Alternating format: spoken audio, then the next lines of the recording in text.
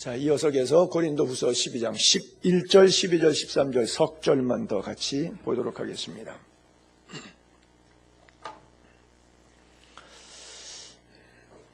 11절 제가 읽고 12절 여러분이 읽으시고 13절 합독합니다. 고린도후서 12장 11절. 내가 어리석은 자가 되었으나 너희가 억지로 시킨 것이니 나는 너희에게 칭찬을 받아야 마땅하도다. 내가 아무것도 아니나 지극히 크다는 사도들보다 조금도 부족하지 아니하니라.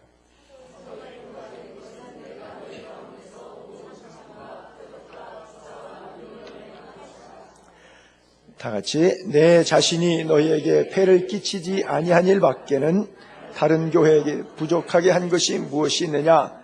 너희는 나의 이 공평하지 못한 것을 용서하라. 아멘. 예. 그렇게 시작을 하네요. 내가 어리석은 자가 되었다 그래요. 바울은 맨날 하는 얘기가 뭐예요? 쓸데없는 거 자랑하지 말고 십자가만 자랑하라. 그래놓고 자기 쓸데없는 자랑을 막 했어요. 그러니까 듣는 사람이 아이고 참 자기 말도 지가 못 지키네. 참 바보구만, 어리석구만. 그걸 느끼는 거예요. 그래서 설교하고 나서 내가 오늘 바보 같은 소리 했구나. 교인들이 들으면서 또 얼마나 웃었을까. 지나 잘하지 이랬을 텐데. 그 얘기를 지금 여기다가 쓰고 있는 거예요. 근데 그럼 왜 뻔히 알면서 왜 그랬느냐? 고린도 교회 교인들이 사도권을 비난하는데 자기가 대응하려다가 보니까 인간적인 자랑을 하게 되다 보니까 자기가 갖고 있는 신학적인 사상하고 안 맞는 게 충돌되는 그런 쓸데없는 바보짓을 했다. 그러죠. 우리가 쭉 계속 배우고 공부했습니다. 극한의 고난들이 있잖아요. 먹지 못하고 춥고 배가 고프고 동족의 위험과 강도의 위험과 여러 가지 고난의 위험을 많이 감수하면서도 그가 열심히 복음 안에서 고린도 교회를 섬겼습니다. 그리고 계시와 환상을 받은 것이 엄청 많이 있는데 그 계시와 환상들을 거기다가 또 자랑했어요. 셋째 하늘에까지 올라갔다 왔다. 그런 얘기를 하고 있어요.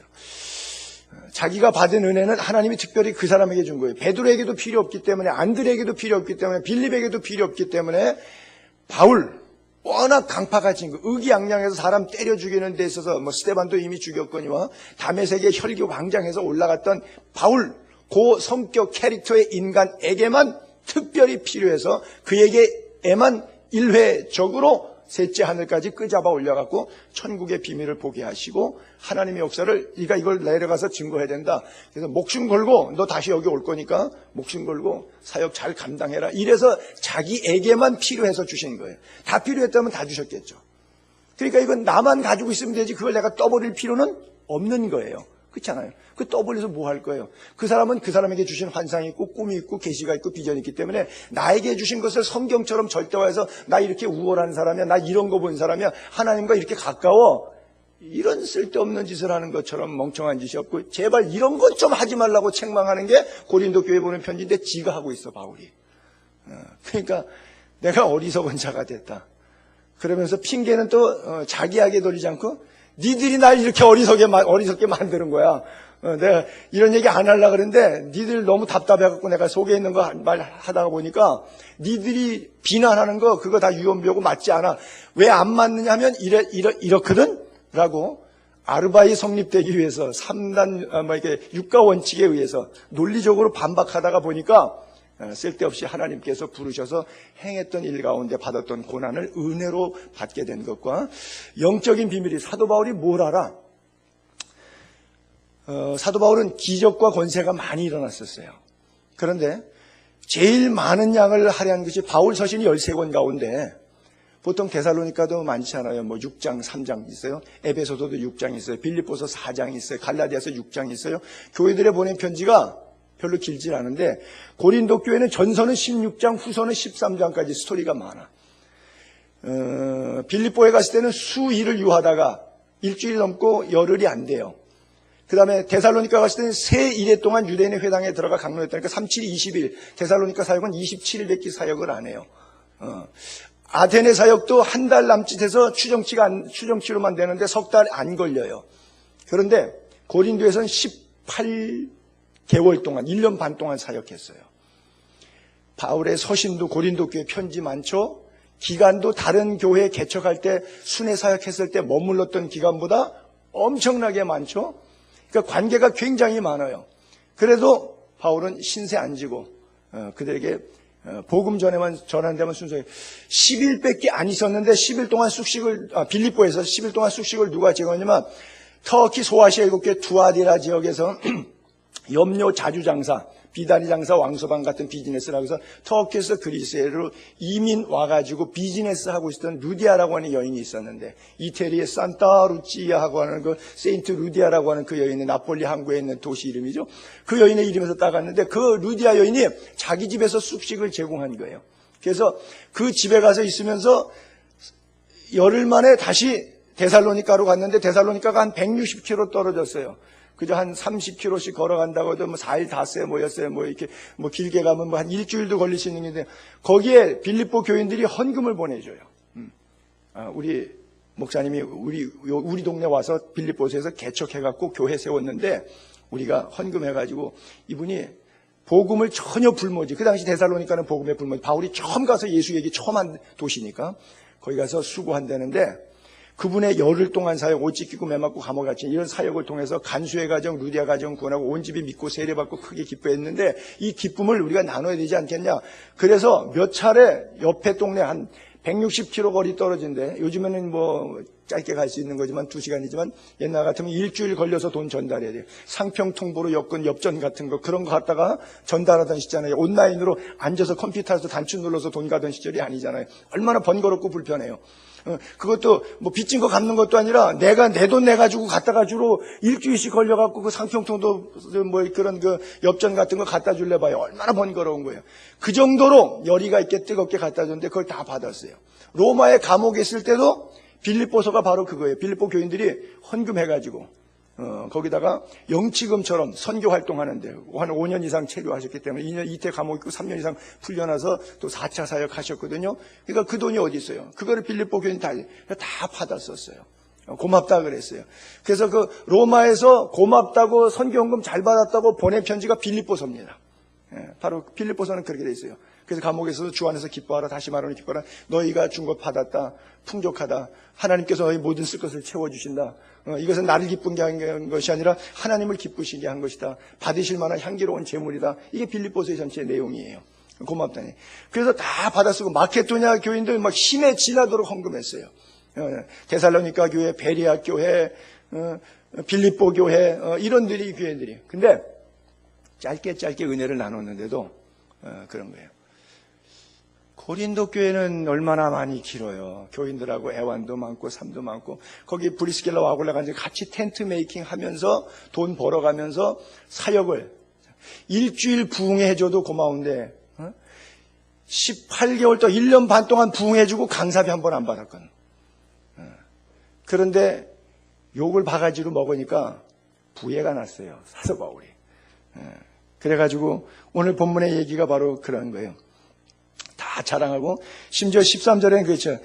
내 자신이 너희에게 폐를 끼치지 않냐 일 밖에는 다른 교회, 제가 지금 빌립보 교회, 데살로니가 교회, 베레 교회 계속 설명했잖아요.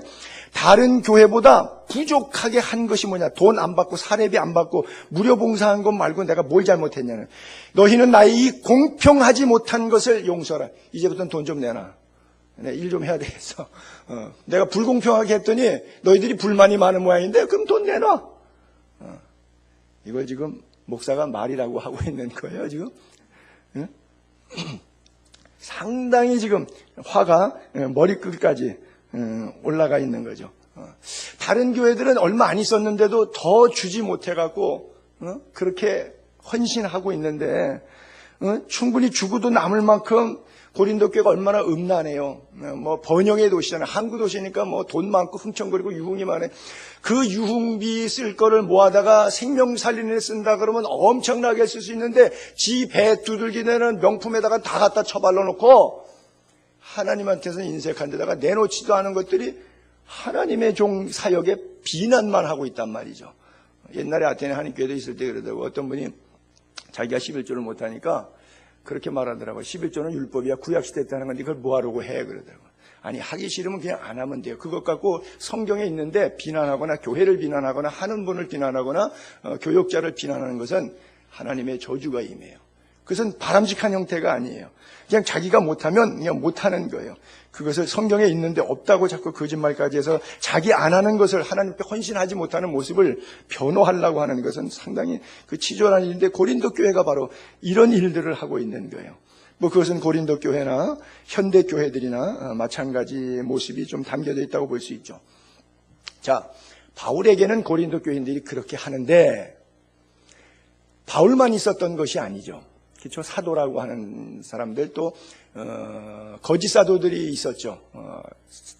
1세기 때 돌아다녔던 사람이 사도 바울뿐 아니라 뭐 목회자가 한두 명, 대한민국에 목사가 10만 명 있습니다. 여러분들은 눈앞에 지금 손영삼 목사 있으니까 뭐 목사가 몇 명인지 잘 모르고 있어봐야 뭐 얼마나 있겠나 싶은데, 이렇게 생긴 사람이, 이렇게 밥 먹고 사는 사람이 10만 명 있어요. 대한민국에 교회가 5만 개 있습니다. 별 사람 다 있겠죠. 뭐 도둑놈도 있을 것이고 뭐 사기꾼도 있을 것이고 뭐 하여간 뭐 다양한 각종 사람들도 어느 날 갑자기 뭐 깨져가지고 나와서 목사 됐다 그래갖고 뭐 자기가 자기 머리에 안수하고 목사 된 사람들도 있고요. 하여간 뭐 이민교회 가면, 캘리포니아 가면 교회가 뭐 한 4천 개 되는데 목사는 한 10,000명 정도 돼요. 나머지 한 6, 7천 명은 목사들이 그냥 어떤 목사인지도 몰라요. 근거도 없고 족보도 없이 그냥 비행기 타고 갈 때 여기서 집사님 안녕히 가세요 그랬는데 공중에서 자기가 자기한테 안수받고 저쪽에서 나오면 픽업 나온 분이 목사님 어서 오세요 뭐 이렇게 되는 거예요. 고린도 교회도 그런 사람들이 있었어요. 고린도후서 11장 20절에 볼게요. 자, 자막 제가 띄울게요. 누가 너희를 종으로 삼거나 잡아먹거나 빼앗거나 스스로 높이거나 뺨을 칠지라도, 5가지를 쭉 열고 있는데 그래도 너희가 용납하는도다. 사도 바울은 그들을, 성도들을 이렇게 종으로 삼질 않았어요. 자기가 주의 종이다 이래갖고 성도들을 하대하고 막 반말 찍찍해대면서, 주로 부흥사들이 좀 그런 경향이 없잖아 있죠. 자기 영빨 쓰고 막 사람 넘어뜨리면서 막 반말하고 막 찍찍찍거리들 하는데, 그런 사람들 오니까 고기 앞에는 꼼짝 못하는 거예요. 기가 죽어서 교인들이 아이고 목사님 신령하셔라 이래가지고 종으로 삼어도. 사도 바울이 아주 젠틀하고 신사적으로 목회했더니 그거는 아주 우습게 하찮게 여기고, 아주 뭐 욕지거리 직직하면서 영빨 쓰는 척하고서 생쇼하면 거기다가는 짝소리 못하고 이런 거예요. 종으로 삼거나 또 잡아먹거나 빼앗거나 스스로 높이거나, 그리고 혼자 얼마나 영적으로 자기는 뭐 셋째 하늘에 올라서 계시 비밀 다 본 것처럼 뭐 방언하고 통변하고 뭐 방언해봐 내가 통역해줄게 이러면서 말도 안 되는 소리 갖다, 검증도 안 되는 걸 갖다 헛소리 직직해주면서 그걸 예언한다 통연한다 이렇게 떠들어보려고, 그래서는 상대방 이렇게 영적으로 기죽이는 그런 생쇼를 해야 되는 거. 검증이 하나도 안 되는 거예요. 근데 영빨을 써야 되니까 안 할 수는 없잖아. 좀 저속한다는 게, 안 하면 쪽팔리잖아. 앞에다가 내놓고 해준다 그랬는데 안 해주면, 그러니까 사기꾼 같이 안 보이려고 사기를 치는 거예요. 영적으로. 이런 쇼가 대한민국 예언사역에는 99%입니다. 스스로 높이는 거예요. 하나님이 높아지지 않아요. 그 목사가 높아져요. 그 분위기 속에서는. 그 다음에 뺨을 칠지라도 너희가 용납한 인격적인 모독 이런 것이 와도, 거짓 선지자가 와서 그렇게 해도 다 돼. 근데 아주 젠틀하게 말씀 사역을 중심으로 목회는 바울에게는 거꾸로 독박이 뒤집어쓰는 거예요. 그리고 신령하지 않다는 거예요. 참 나는 이해할 수 없는 것들이요, 이런 게가 있어요. 바울이 빌립보에 갔을 때 귀신 들린 여종을 고쳐냅니다. 빌립보 사람들이 그래서 더 큰 은혜가 임했는지 몰라죠. 루스드라 갔을 때 나면서 한 번도 걸어보진 못한 안진뱅이를 일으킵니다. 1차 전도여행 당시에 사이프러스 섬에 갔는데, 파포스라고 하는, 성경에 바보라고 하는 적이 나오는데, 거기 서기오 총독이 있는데 복음을 전하니까 그 총독이 점괘에 의해서 정치를 했는데, 그 옆에 앉아있는 바예수라고 하는, 이름이 예수예요. 예수의 아들이라는 뜻이에요. 예수라고 하는 동명이인이죠. 예수 아들 이런 뜻이에요. 바예수라고 하는 엘루마 마술사가 방해하는 거예요. 왜냐하면 서기오 총독이 이제 바울의 메시지에 감동을 받았고 바울을 영적으로 더 따르게 되면 옆에 있는 자기는 뭐야? 찬밥 신세대잖아. 그러니까 막 설교를 해방하는 거예요. 그래서 사탄아 물러가라. 잠시 네가 빛을 잃을지어다. 소경될지어다. 이래갖고 이 사람이 그냥 갑자기 소경이 돼갖고 서기오 총독이 더 놀래갖고 하나님의 말씀에는 참이구나. 이 권세가 있구나. 이런 것들을 깨달았어요. 그래서 에페소에 갔을 때는 막 앞에 치마 자락 같은 거 바울의 손수건 갖다가 환자에다가 얹는 거예요. 바울이 뭐 인구가 워낙 크니까 에페소가 워낙 큰 도시입니다. 그 당시에만 해도 한 15만 명 이상 살던 그런 도시잖아요. 그러니까 바울에게 와서 기도받는 사람도 있지만 바울에게 못 오는 사람들, 또 완전히 중환자실처럼 누워서 거동이 안 되는 사람들은 친인척들이 가서 바울의 앞치마, 텐트 메이킹 했으니까 앞치마 가죽 같은 거 놓고 여기다가 천막 짚는 일을 했을 거 아니에요. 앞치마 에프런 있을 거 아니에요. 손수건, 앞치마 이런 거 가져다가 그 사람 위에다가 막 환부에다가 얹어놔요. 그러면 그 사람이 막 치유 역사가 일어났어요. 그 에페소에서는 그래서 은 5만, 즉 5억 애치가 될 만큼 마술사들이 전부 다 우상 물건, 점괘 책, 토종 비결책 싹 갖다가 불태우고 예수님 권세 이겼네. 그러고서는 예수 사탄을 이겨내고 찬송 부르면서 에페소가 복음화로 뒤집어지는 역사가 있었거든요. 이런 기적적인 현상들이 뭐 동시다발적으로 여기저기 일어나는데 제일 오래 그 당시 2차 전도 때 제일 오래 있었던 고린도에서는 사건이 없어요. 뭐 기적도 없어요. 그러니까 고린도 교회 교인들이 저 친구 설교할 때 보니까 옛날에 어디 가서 부흥회할 때 뭐 누구 안전병이 일으켰더라 뭐 했더라 하는데 우리 교회에서는 하나도 안 일어나네. 저거 뭐 누가 봤나? 거짓말이에요. 요즘 같으면 인터넷 있으니까 검색이 되는데 옛날 같으면 인터넷 가서 어디가 설교한 거 검색 안 되잖아요. 그러니까 또 저거 거짓말인 거예요. 비행기 타고 얼른 가 알아볼 수 있는 데도 아니고 워낙 거리가 멀리 떨어지면 뭐 확인할 길이 없는 세대니까. 이래갖고 왜 그랬는지는 몰라도 하나님이 바울에게 고린도에서는 말씀 사역은 굉장히 강하게 나타났는데 어떤 표적과 기사가 일어나는 것은 기록 자체가 없어요. 그러다 보니까 교인들이 조금 거짓으로 보거나 만만해 받거나 뭐 이래서 다른 사람이 와가지고 저렇게 종으로 삼거나 잡아먹거나 빼앗거나 스스로 높이거나 뺨을 치면 거기에 대해서는 그대로 용납이 되는데 사도 바울한테는 대드는 거예요.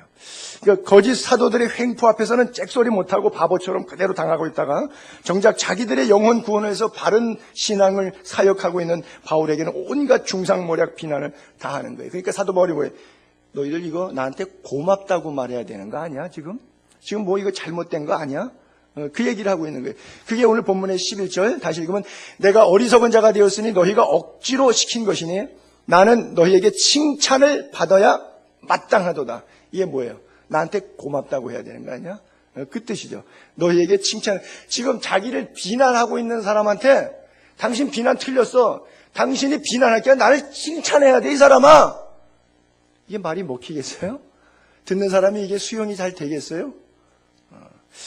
글쎄 고린도 교인이 이 설교를 듣고 이 편지를 받고 아주 꼴값을 떤다. 너가 아주 그냥 매를 버는구만. 우리 김동욱 지사님 말씀이 오면 매를 버는 거예요.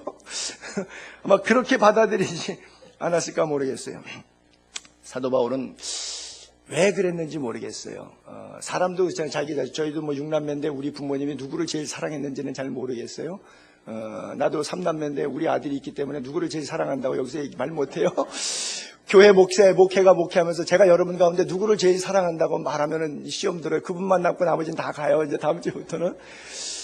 어쨌든 이 고린도 교회 교인들은 다른 교회에 비해서 왜 그렇게 사랑했는지 모르겠어요. 사도 바울이. 왜 그렇게 고린도 교회. 근데 다른 교회는 뭐 헌금도 하고 대접도 하는데 그저 덤덤하게 그냥 이렇게 보편적인 목회를 했는데 고린도 교회는 비난하고 오히려 자기가 텐트 일해갖고 가는 사람 도우면서 오히려 교인들에게 퍼주는 목회를 했는데도 비난의 화살이 막 오는 거예요. 근데도 왜 하나님의 은혜라고 하는 것은 우리가 이해할 길이 없는 거예요. 이 정상적으로 상식적으로 접근하면 이게 말이 안 되는 거예요. 이 열받은 내용의 바울의 표현만 봐도 지금 상당히 화가 많이 나 있거든요. 그럼에도 불구하고 화가 나서 그렇게 말하면서도 그 사랑과 거기에 대한 그 교인에 대한 연민과 정을 끊지를 못해갖고 나는 단칼이기 때문에 그냥 쉽게 잘 끊어지는데 이 양반은 이걸 끊지를 못하는 거예요. 고린도 교회에 대한 사랑을 갖다가 남다른 사랑, 민폐 안 끼치려고 수고했는데 그럴수록 날벼락만 맞는 거예요. 자꾸만. 바울은 고린도 교회에 잘못한 것이 없기 때문에 나름대로 이렇게 억울한 감정들이 묻어 있었죠. 여기에 심지어 이런 구절도 있죠. 11절에 지극히 크다는 사도들보다 조금도 부족하지 아니하니라. 지극히 크다는 사도들이 누구예요? 베드로, 뭐 야고보, 요한, 뭐 이런 사도들 아니겠어요? 우리가 감히 견딜 수 없는 수제자격의 반열에 오른 이런 사람들이에요. 그 양반이 복음을 위해서 수고할 때는 사도 바울은 예수도 안 믿던 친구예요. 그 양반들이 세운 7 집사 가운데 스데반을 때려 죽였던 시절에 예수 안 믿던 아주 극악무도한 친구가 사도 바울이에요. 감히 베드로 같은 사도하고는 잼도 안 되는, 깜도 안 되는 사람인데 뭐라고 자기가, 그런 바울이 뭐라고 말하면, 베드로 같은 사람보다 내가 나음은 낫지 못할 것이 하나도 없어 이것들아는 제가 뒤에 붙인 거예요.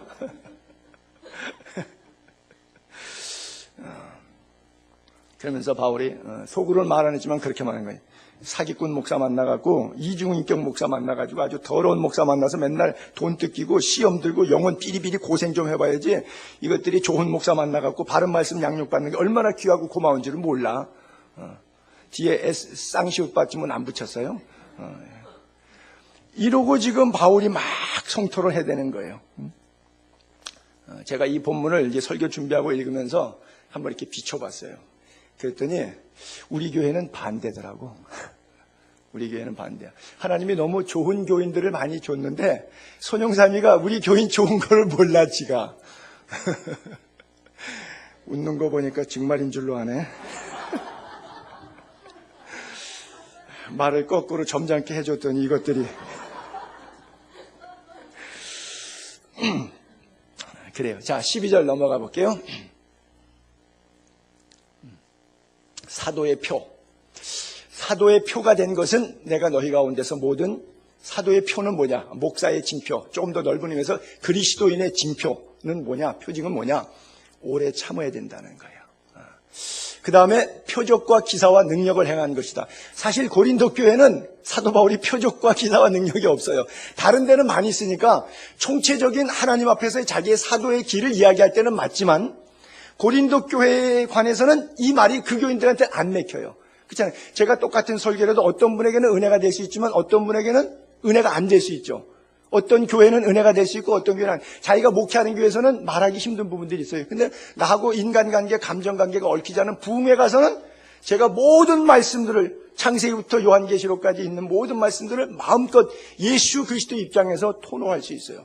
예수님 뭐라 그래요? 독사의 자식들아, 뱀들아, 이러고 강도의 구렬이지 이게 예배당이냐 이러고 막 해도 내가 우리 교회에서 이런 얘기하게 되면 목사님이 왜 월급이 없어서 그러나, 내가 양복을 안 해드려서 그러나, 밥을 안 사드려서 그러나, 이래갖고 여러 가지로 오해가 많이 생겨요. 복잡한 생각이 머리를 이렇게 혼란스럽게 만들어요.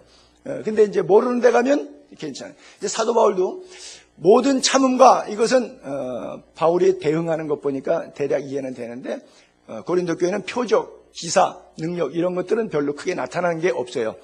그럼에도 불구하고 자기가 총체적으로 하나님께서 자기를 통해서 그렇게 사역해 오신 것들에 대해서 좀 이야기를 하고 있죠. 제가 이 사도의 표라고 하는, 요즘 말로 하면 이제 목사라고 하는 건데, 자, 사도, 예수님이 12제자예요. 사실은 하나님의 특별한 부르심 때문에 예수 그리스도가 죽은 이후에 사도가 됐는데, 예수님 사도라고 하는 것을 정확하게 말하면 신학적 표현으로 사도는 예수님이 직접 뽑은 사람 12명만 사도예요. 근데 그럼에도 불구하고 예수님이 부활 승천하셨을 때 나중에 특별한 하나님의 계시 속에 사도로 만들었습니다. 그래서 예수 그리스도로부터 택정함을 입어 사도된 나 바울은 너희에게 은혜와 평강이 있을지어다. 바울 서신마다 그렇게 시작을 해서 쓰고 있거든요. 그래서 사도가 있고요. 사도들에 의해서 제자된 사람들 1세대는 속사도라고 말해요. 그 다음에는 교부라고 해요. 교부 시대라 그래요. 그 다음에는 이제 우리가 감독, 그리고 목사. 그러니까 사도권 전승에 의해서 사도, 속사도, 교부, 감독, 목사, 오늘 21세기의 손영삼의 증명에 이르기까지 이렇게 쭉 연결성이 오고 있는 거예요. 그러니까 사도의 표. 쉽게 말하면 뭐예요? 하나님의 부름을 받아서 하나님이 시키는 일을 하는 사람을 사도라고 하는 거예요. 사도라고 하는 뜻이 헬라어 원어에서는 보냄을 입은 자, 보냄을 받은 자라고 하는 뜻이에요. 그래서 국제우편 이렇게 보게 되면 여기 위에 쪽에다가 보내는 사람 쓰고 중간에서 아래쪽에다가 받는 사람 쓰잖아요. 그래서 거기 이제 보내는 사람이라고 하는 데 쓸 때 보게 되면 아포스톨로스라고 이렇게 써 있어요. 이렇게 발송인, 우리가 이렇게 얘기하는데 발송인이니까 보내는 사람, 심부름을 보낸 사람, 이걸 사도예요. 그러니까 심부름은 누가 보내? 주인이 보낸 거예요. 자, 대사라고 하면 Ambassador for Christ. 그리스의 대사가 있어요. 근데 대사는 치해법권 지역에 먹고 살고 사는 게, 왜냐하면 대한민국 대통령으로 인정받는 거예요. 그리스 땅 내에서는 여기가 대한민국 영토고 대한민국 대통령이에요. 그분은 Ambassador for Christ, 그리스도의 대사 사신이니까. 바로 그런 것이 사도라고 해요.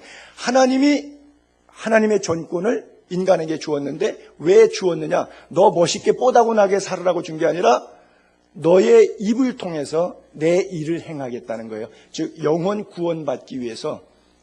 그래서 하나님의 어떤 대리자적인, 이것이 이제 또 종교적으로, 교리적으로, 신학적으로 잘못 극단적으로 해석해 가니까 교황, 신부, 이런 단어들, 하나님 아버지, 브릿지, 다리라고 하는 거죠. 하나님과 인간 사이의 중보의 다리 역할. 그러니까 팝이라고 하는, 교황을 팝이라고 그러죠. 그게 다리라고 하는 말이에요. 브릿지라고 하는 말이에요. 이런 단어로 사용되는데, 어쨌든 우리가 사도, 즉 목회자들에 대해서는 우리가 여러분들이 제가 우리 교회에서 이렇게 설교하기는 어려운데 그냥 제3의 목사가 얘기한다고 생각하죠. 공식적인 언어로 제3의 어떤 지대에서 놓고 볼 때 여러분들이 잘 대접하면 복을 받습니다. 그러니까 싹군 목사와 선한 목사로 구분될 필요는 있겠죠. 그러나 제가 싹군이다 아니다를 떠나서 보편적으로 우리가 지금 바울을 이야기할 때, 사도라고 할 때 바울 목사를 우리가 하대하는 것보다는 잘 접대하는 것이 하나님의 축복을 받습니다. 근데 우리가 오해하지 말아야 될 것은 사도에게 나오는 그 권능이 사도로부터 나오는 것이 아니라 하나님으로부터 나온다. 제가 늘 강조하듯이 목사에게 축복권이 없습니다. 목사의 직능에 성도를 위하여 축복하는 기능이 있어요. 그렇죠? 기능이 있단 말이에요. 여러분, 그 무슨 물건을 샀을 때 밥솥을 샀어요. 근데 밥솥이 망가져서 기능을 못할 때가 있죠. 목사가 그 기능을 위해서 부름받는데 목사 기능 못할 수도 있죠. 기능은 할 수도 있고 못할 수도 있는데 목사의 고유한 기능으로서 축복을 선포할 수가 있어요. 그렇다고 목사에게서 나가지 않습니다. 여러분의 행위와 여러분들의 삶 속에서 받을만 하기 때문에 가는 거예요. 받을만 하지 못하기 때문에 못 가는 것 뿐이거든요. 그럼에도 불구하고 하나님과 여러분과의 1대1 관계지만 그 속에서 목사가 하는 일은 더 잘 믿어서 더 효과적으로 복받고 더 건강하게 신앙생활하는데 도움 역할을 성서적으로 신학적으로 해줄 수 있는 기능을 가진 자, 이것이 하나님의 보내심을 받은 자예요. 그걸 도와주라고 있는 거니까 그걸 돕는 사람, 그러니까 가짜 목사를 빼고 하는 얘기는 그 돕는 사람을 여러분들이 하대해가지고 저주받을 필요는 없어요. 그분을 선대해서 그분을 통해서 부어주시는 하나님의 은혜를 삶의 현장에 경험하면 이것이 놀라운 은혜와 축복이 됩니다. 그래서 누가 어떤 의도로 지금 이 얘기를 하느냐를 조금 이렇게 구분할 필요는 있겠죠. 그래서 싹군 목사가 말한다 그러면 수작질하는 거고, 그렇죠? 수작질하는 거고, 그 다음에 선한 목자가 참 목자가 말하면 그것은 성경이고 진리인 것이죠. 제가 수작질이라고 여기다가 이렇게 메모를 했는데 사실은 어젯밤에 쓸 때는 여기다가 지랄이라고 내가 써놨었거든요. 그러니까 싹군 목사가 말할 땐 이건 지랄을 하는 거고 참 목자가 말하면 진리를 얘기하는 거다. 이렇게 썼다가 교인들이 들을 때 목사가 강대상에서 이렇게 천박한 단어를 쓰나 그래갖고 결국 쓰긴 다 쓰면서 그래서 지랄이라고 하는 단어를 영어 사전 아마 사전적인 용어로 찾아봤더니 분별 없이 하는 행동을 욕으로 일컫는 말 이렇게 써 있더라고요. 그러면서 거기다 또 가로 열고 부원 설명드리는데 예를 들린 거죠. 지랄병 이렇게 하고 일꼬로 간질병. 그래서 갑자기 발작을 일으켜서 자기가 원치 않는 행동을 하게 될 때 이것을 간질병이다. 그걸 다른 말로 이코로 동의어로 지랄병한다. 이렇게 써 있더라고요. 우리말에 욕먹어도 싸. 그런 말 있죠. 그러니까 싹군 목사 주제에 교인들 너희 나 다 대접 잘해야지 축복받아 나한테 대접 잘못하면 저주받아 이러면 이건 지랄이에요. 좀 부드러운 말로 이거 수작질하는 거예요. 근데 그런 차원이 아니라 성서적 입장에서 바울의 입장에서 지금 사도의 표에 대해서 자기를 비난하는 고린도 교인에게 강변하고 있는 내용은 그건 수작질은 아니에요.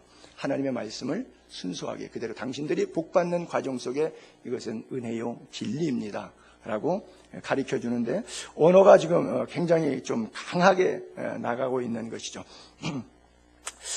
어쨌든 여러분 기억하실 것은 한 송이 국화꽃을 피우기에 봄부터 서쪽새는 그렇게도 울었나 보다.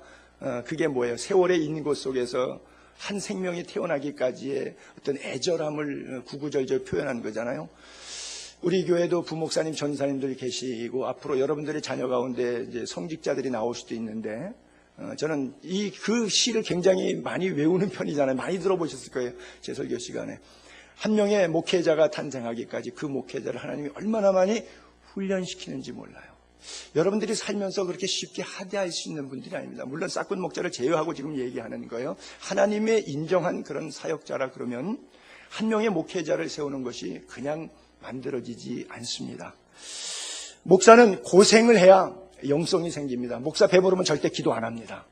그러니까 여러분들이 목사들은 쎄빠지게 고생 좀 해야 돼. 그래서 저를 고생시키려고 그러는데 그건 여러분들에게 도움이 안 돼요. 왜냐하면 you are not God. 여러분들은 하나님이 아니에요. 나는 여러분의 종이 아니고 하나님의 종입니다. 그 관계를 여러분들이 분명히 하셔야 돼요. 하나님이 나를 훈련시킵니다. 고생시키십니다. 연단시킵니다. 울게 하십니다. 기도하게 하십니다. 배고프게 하십니다. 왜? 좋은 목사 되라고. 너 배불러갖고 기도도 안 하고 제멋대로 네 생각 꼴리는 대로 그냥 아무데나가 처박혀서 목회하는 그런 스타일로 하지 말고, 네 입에 열려진 대로 그냥 짓거려 대는 거, 그렇게 감정적인 설교하지 말고 성경을 읽고 또 읽고. 오해는 하지 마십시오. 저는 주일 설교를 준비하면서 지금까지 개척 6년 동안 12시간 이하로 설교를 준비해 본 적이 없어요. 한 편의 설교를 위해서.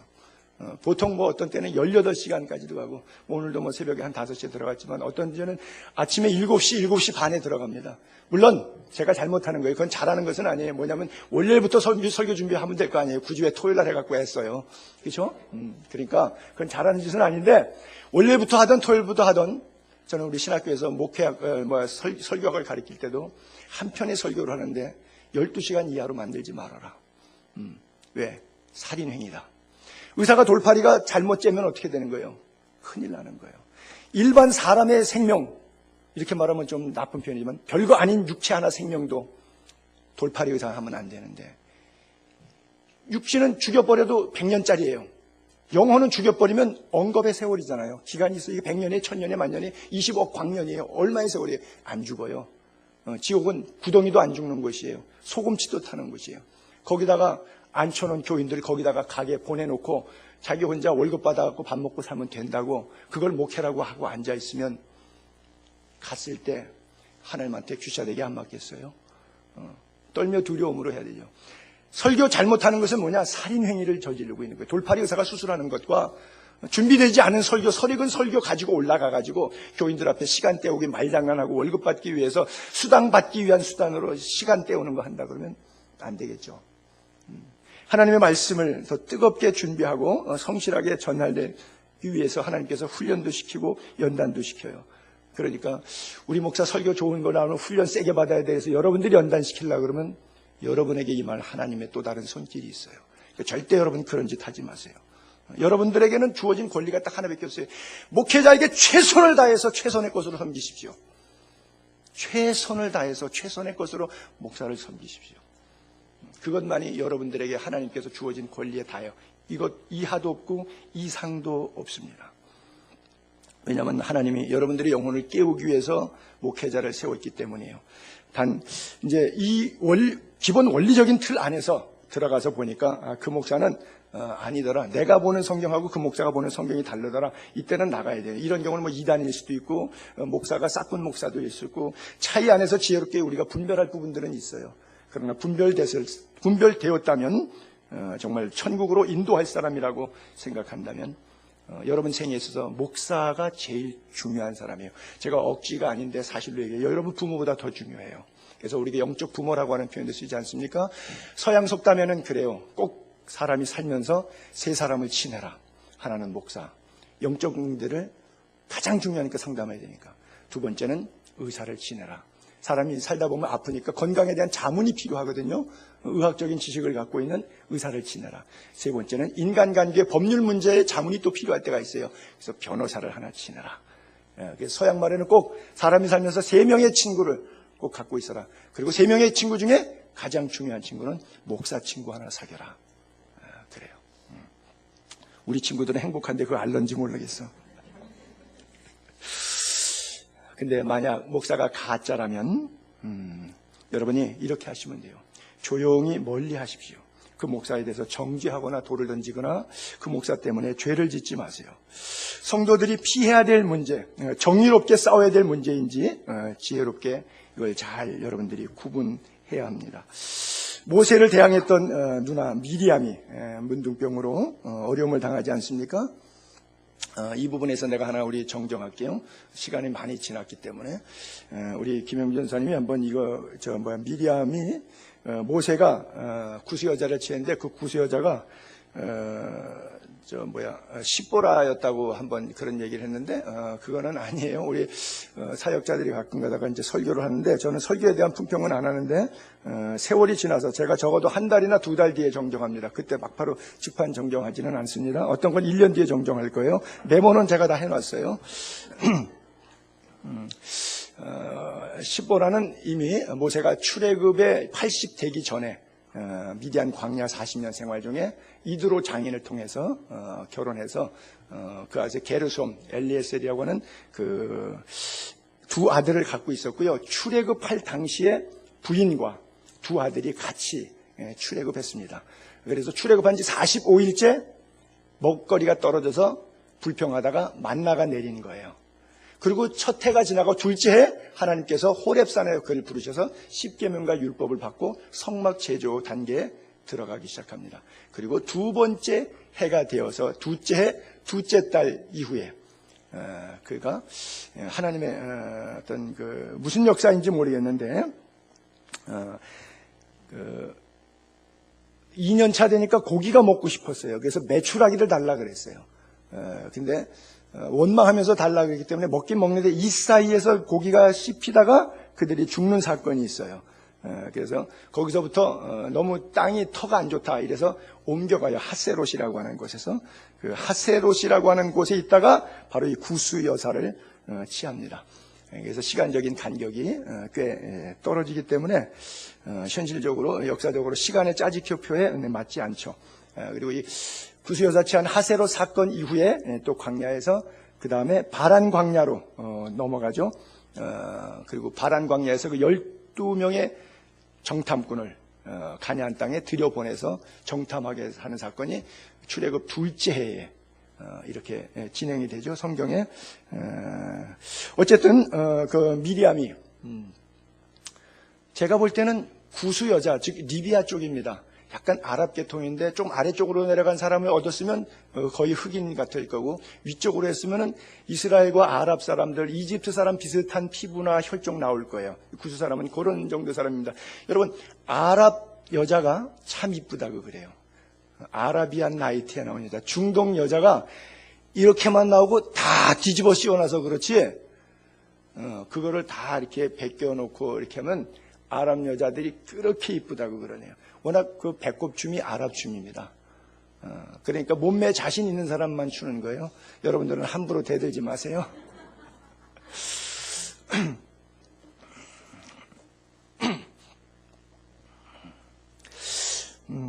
어쨌든 그래서 미리암이 그런 사건이 있었던 것과 또 바로 왕은 10번째 재앙에서 아들을 잃어버리죠. 모세하고 계속 하다가 결국은 바로가 항복하지 못하니까 마지막에는 아들이 죽죠. 아들이 죽음으로 인해서 출애굽의 역사가 시작됩니다. 출애굽 중간에 고라와 다단과 아비람과 온이 대항을 하죠. 그리고 추종 세력 250명의 족장들이 나왔는데 향을 들고 있다가 향에서 불이 나와서 250명 그 자리에서 화장되고 주동 세력 4명이었던 고라와 다단과 아비람과 온 4명은 일가 친척과 살림살이까지 땅에서 지진이 나가지고 그 4명의 대표와 부인들 처자식 살림살이 천막 텐트까지 다 들어갑니다. 그리고 땅이 다시 입을 닫아버렸어요. 그래서 장례식을 하나님이 직접 집례하셨습니다. 뭐 이렇게 할 게 없어요. 보통 뭐 연병이 오고 불뱀에 물리고 뭐 이런 사건이 있을 때마다 30일씩 40일씩 진행을 못했어요. 왜냐하면 장례식을 치러야 되니까 땅 파고 묻고 이런 일을 광야에서 뭐 수도 없이 했거든요. 광야에서 제일 많이 한 게 200만 명의 장례식을 한 겁니다. 40년 동안. 생각해 보세요. 200만 명의 장례식을 40년 동안 치렀으니까 날마다 장례식이죠. 그렇죠? 물론 이제 뭐 몇만 명씩 한꺼번에 죽는 그런 집단 장례식이 대부분 40년 역사 가운데 있었지만 참 죽을 일 쌓였구나. 뭐 인생길 그렇게 찬송 부르면서 장송곡 부르고 지냈죠. 엘리야가 약간 머리가 대머리였죠. 엘리사가. 근데 길을 가는데 동네 꼬마 애들이 초등학생이니까 어린 애들이잖아요. 대머리여 올라가라, 대머리여 올라가라, 대머리여 올라가라. 그러고 애들이 동네 애들이 장난쳤어요. 근데 엘리사가 좀 심한 거예요. 제가 볼 때는 그렇게 느꼈는데 하나님의 섭리와 역사는 내가 알 길이 없죠. 저주해요. 왜 그게 기분이 나빴나 그러면 애들이 몰라서 그랬으니까 얘들아 그렇지 않아. 반짝반짝 빛나니까 좋지. 빛나는 예수님 믿어. 뭐 이렇게 설교를 했으면 시청각으로 얼마나 재료를 잘 썼겠어요. 그런데 화가 나가지고 아이들을 저주하니까 수풀에서 곰이 나와갖고 새끼 뺏긴 암검 같은 존재들이 나와서 애들을 전부 다 이렇게 비참하게 살해해서 죽였어요. 아니 목사에게 대머리라고 놀렸다고 해서 곰이 와서 40명 주일학교 애들을 다 죽였다. 여러분 이거 소화됩니까? 그런 하나님 믿고 싶어요? 당장 그만두고 싶죠. 왜 이런 일이 있는지는 모르겠어요. 어떤 섭리를 갖고 있는지는 모르겠어요. 어쨌든 이런 이야기들이 성경 속에는 있는데 말로 표현하면 오해 소지가 있기 때문에 제가 부흥회 가서 하겠습니다. 이 교회에서는 안 하겠습니다. 다 했으니까. 근데 중요한 것은 성경을 바로 사용하면 되는 거예요. 무슨 얘기냐면 상대 입장에서 쓰는 거예요. 구약에 보게 되면 눈은 눈, 이는 이 그랬잖아요. 그것은 가해자에게 하나님께서 그러지 말라고 하시는 거예요. 그러니까 피해자 입장에서는 예수님께서는 이 설교를 뒤집어요. 마태복음 6장의 산상수훈에 가서 율법에 너희는 눈은 눈, 이는 이라고 하였으나 나는 너희에게 말하노니 원수를 사랑해라. 그리고 원수가 겉옷을 달라 오른뺨을 때리면 왼뺨까지 되고 속옷을 달라 그러면 겉옷까지 주고 그리고 오리를 가자 그러면 심리까지 같이 가주어라. 그래요. 그러니까 그 입장에 내가 피해자 입장에서 그렇게 대하면 돼요. 그래서 율법은 나에게는 슈트릭하게 그 율법을 나에게는 적용하는 거예요. 나는 그러면 안 돼. 나는 그렇게 살면 안 돼. 이렇게 자기에게는 강하게 적용하고 상대가 똑같은 일로 범죄가 되었을 때, 노출되었을 때 얼마든지 그럴 수 있는 거야. 제가 기도해 드리겠습니다. 걱정하지 마세요. 하나님은 우리를 다시 세워주십니다. 그리고 다 용서하라고 말씀드립니다. 70번씩 7번까지라도 용서하라고 하는 것이 예수 그리스도의 뜻이고 이미 파기된 구약의 율법을 뛰어넘어서 예수 그리스도의 어린 양의 희생애로 완벽한 다시는 죄를 기억도 안 하는 은혜가 오늘 우리에게 있습니다. 자, 다시 시작합시다. 뭐 이렇게 나가는 거예요. 그러니까 똑같은 율법에 써 있지만 어느 쪽을 인용할 것이냐에 따라서 요즘도 뭐 인용이다 기각이다 요즘에 지금 대한민국의 최대 화두가 두 단어인데 성경도 마찬가지예요. 자기의 입장에 생각하는 것이 아니라 상대의 입장에서. 그래서 율법의 정신은 정죄의 정신이지만 예수 그리스도의 정신은 십자가의 정신은 사랑의 정신이다. 그래서 처음부터 끝까지 목회자나 성도들이나 서로 사랑의 관점으로 바라보면 문제가 없다. 그렇게 보는 것이죠. 평생 신앙생활하면서 여러분 제가 부탁하고 싶어요. 목사하고 가까이 하세요. 24시간 핫라인 설정하시고요. 급해도 목사를 자주 활용하는 분이 잘하는 겁니다. 우리 교회에서 저를 제일 잘 활용하는 분이 있어요. 우리 정혜숙 집사님. 이렇게 말하면 뭐한데 공개적으로 내가 제일 이뻐. 왜? 나를 제일 많이 이용하니까. 수시로 전화하시고 어렵습니다. 기도해 주세요. 이런 문제 있습니다. 목사 뭐 하라고 있는 건데 여러분 목사한테 월급 주잖아요. 써먹으세요. 써먹어.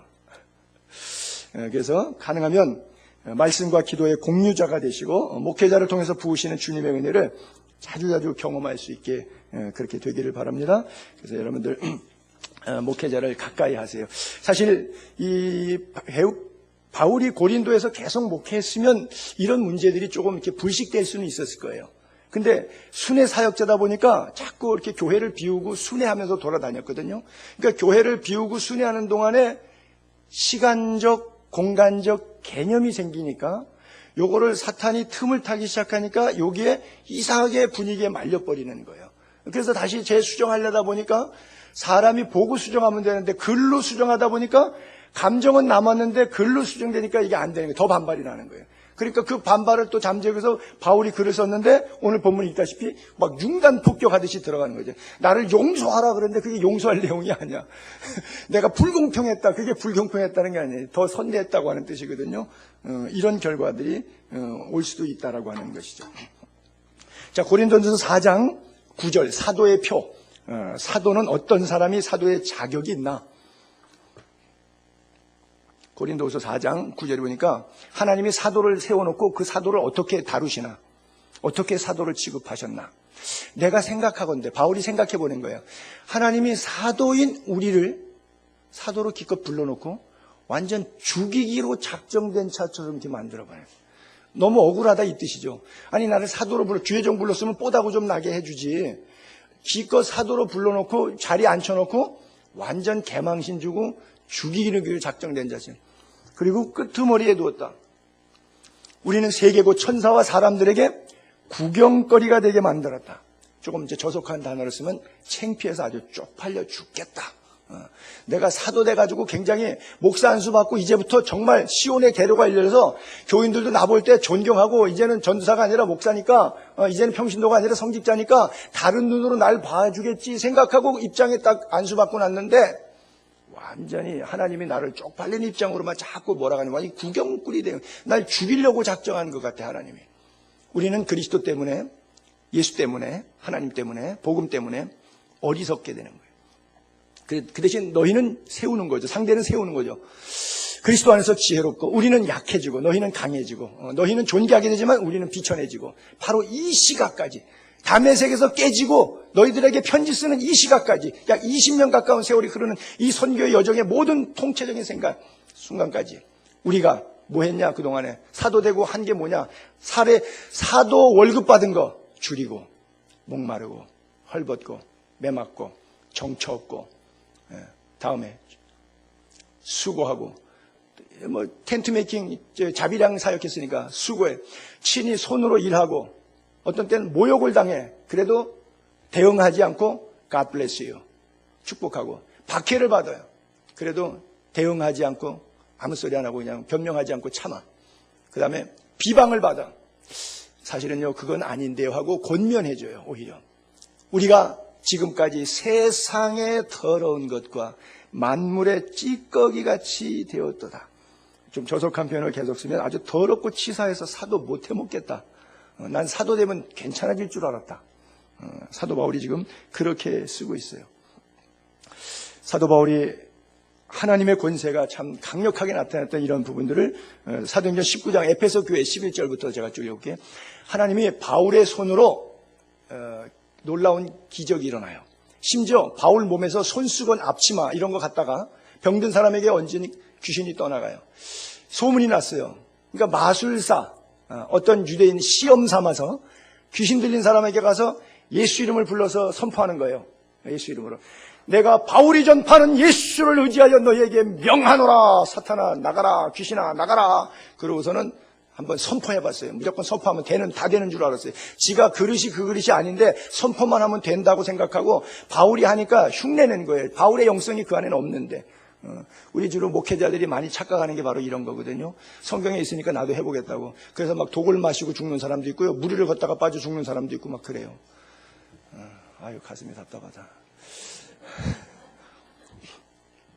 그 중에 대표적인 사람 유대 한 제사장 스게와 7명의 아들이 달려서 귀신 들린 한 사람 제어하는 거예요. 예수 이름으로 해서는 예수 사탄을 이겼네 막 그랬어요. 그랬더니 15절 그 이후에 귀신이 뭐라고 대답하냐면 야 내가 예수도 알고 바울도 아는데 넌 누구냐?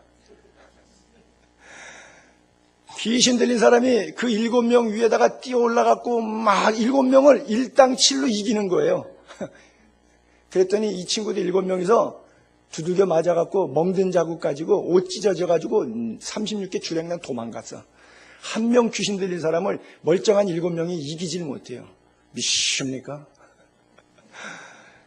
에페소에 사는 유대인과 헬라인들이 다 이 일을 알고 두려워서 주 예수의 이름을 높이고 자, 9절에 제가 빨간 줄을 친 거 있어요. 자, 저 정도면 이제 사도가 봐라 이 녀석들아, 까불지 마. 내가 이런 사람이야. 제가 그래요. 손영삼이 예수의 성도들 정신 차려. 손영삼이 이런 사람이야. 생쇼를 할 거 아니에요. 내가 나를 좀 높여야 될 거 아니에요. 괜찮은 목사로 수준을 올려놔야 될 거 아니에요. 그래야지 나한테 함부로 까불지 못할 거라고 이렇게 생각할 거 아니에요. 근데 어떻게 해요? 주 예수의 이름을 높이고. 저나 여러분이나 관심이 어디에 있습니까? 예수 그리스도에게 관심이 있습니까? 그래요. 예수님에게만 집중할 수 있게 되기를 바랍니다. 초대교회들의 아름다운 신앙의 모습들, 자, 한 구절 마지막으로 한번 또 볼게요. 사도행전 2장 42절. 초대교회 그들은 사도의 가르침을 받고요, 서로 교제하고 코이노니아. 제가 늘 말하는 것처럼 교회의 기능이 4대 기능이 여기 써 있는 거거든요. 인터넷 예배 안 되는 거. 우리 흩어지는 주일 하게 되면 인터넷 예배 드리는 분들도 있고, 교회 안 나가는 사람들이 주로 이제 인터넷으로 때우는데, CTS, CBS 방송 설교 갖고 때우는데, 설교 청취한 것은 그 프로그램 하나 T랩이 본 거예요. 그건 예배 드린 거 아닙니다. 사도의 가르침 받고 서로 교제하고, 교회 안에서의 코이노니아. 그리고 친교실 이름이 교제방이라고 있어서 헬라어로 제가 써놨는데, 친교실을 그 코이노니아, 저 교제라는 헬라어 단어가 그렇게 써 있습니다. 코이노니아. 그 다음에 떡을 떼고, 성찬식이죠. 세례와 성찬, 떡을 떼고, 그 다음에 기도하기를 힘썼다. 그게 교회의 구성 요소예요. 굉장히 중요한 거예요. 그리고 사람마다 두려워하는데, 뭘 두려워해요? 사람을 두려워하고, 목사를 두려워하고, 성도를 두려워하고, 인간끼리 두려워하는 게 아니라 하나님을 두려워하는 거예요. 하나님께서 표징들을 주시죠. 사도들로 말미암아 기사와 표적이 많이 나타나니, 믿는 사람이 다 함께 있어 모든 물건을 서로 통용하고. 모든 물건을 서로 통용한다는 것은 쉽지 않은데, 어쨌든 통용하고, 또 재산과 소유를 팔아 각 사람의 필요를 따라 나눠주고, 성전에 모이기 힘쓰고, 기쁨과 순전한 마음으로 음식을 먹고. 나는 이걸 우리 교인들에게 부탁하고 싶어요. 성전에 모여 힘쓰고, 그 다음에 기쁨과 순전한 마음으로 음식을 먹고.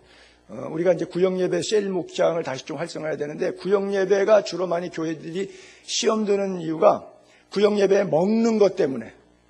그렇잖아요. 누구 집은 뭐 했더라, 뭐 떡 했더라, 음식 차렸더라, 뭐 갈비찜 쪘더라, 뭐 티만 내놨더라, 이런 거 먹는 것 때문에 치사하게 싸우는 경우들이 있는데, 우리는 뭐 지금 그걸 못 드리고 있어서 그런 거 갖고 싸운 일은 없는데, 하여간 그래서 구역 식구들끼리 나눠지는 경우가 있더라고요. 보니까 음식 먹는 데는 어떤 마음으로 먹냐? 기쁨과 순전한 마음으로 애찬을 대하는 거죠. 사랑으로. 예. 그래서 교회 안에서도 여러분들, 제가 그래서 나갈 때 저기서 맨날 붙잡는 거, 식사하고 가시라고. 근데 이제 그냥 가시는 분들도 있고 그런데, 기쁨과 순전한 마음으로 음식을 나눠 먹는 게 이게 초대교회의 모습이고, 우리가 회복해야 될 게 초대교회의 모습이에요.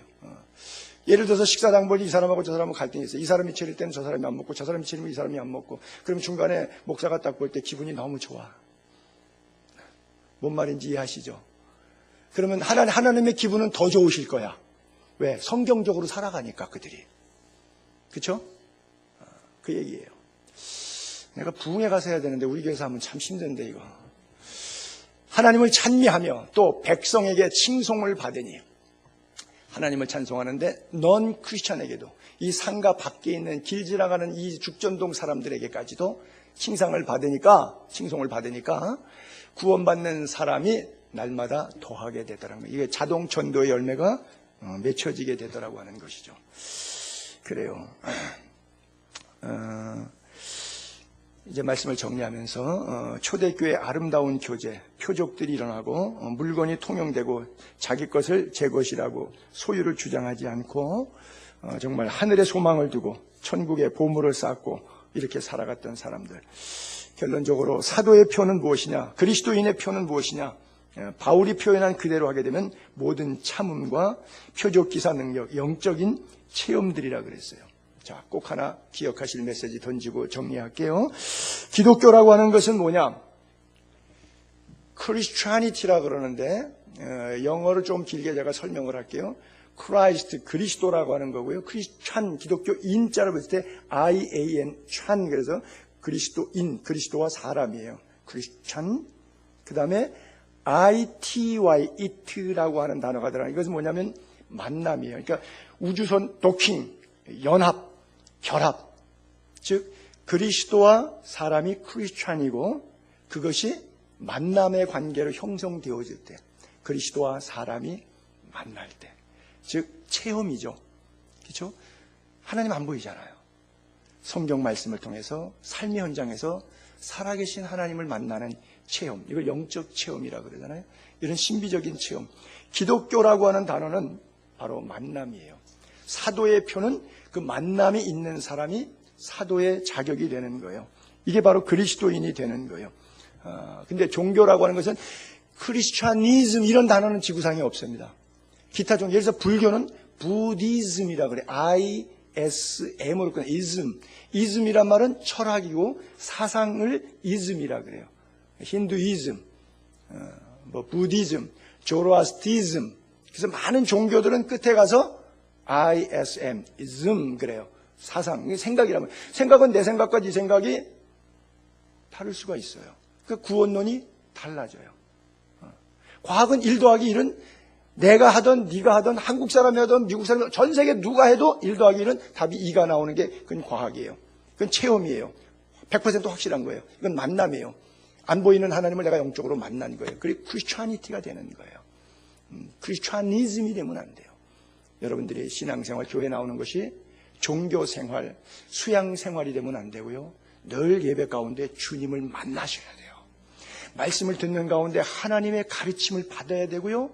한 주간 동안도 어떻게 살아갈까 고민하는 기도의 제목이 응답으로 쏟아져야 되고요. 기도하는 가운데 갈 길을 밝히 보여주시는 주님의 영광의 빛을 봐야 되고요. 그 하나님의 성령의 뜨거운 충만함이 여러분들의 가슴에 늘 흘러 넘쳐야 돼요. 그리고 그 말씀 붙잡고 날마다 승리하는 여러분 되시기를 주의 이름으로 축복합니다.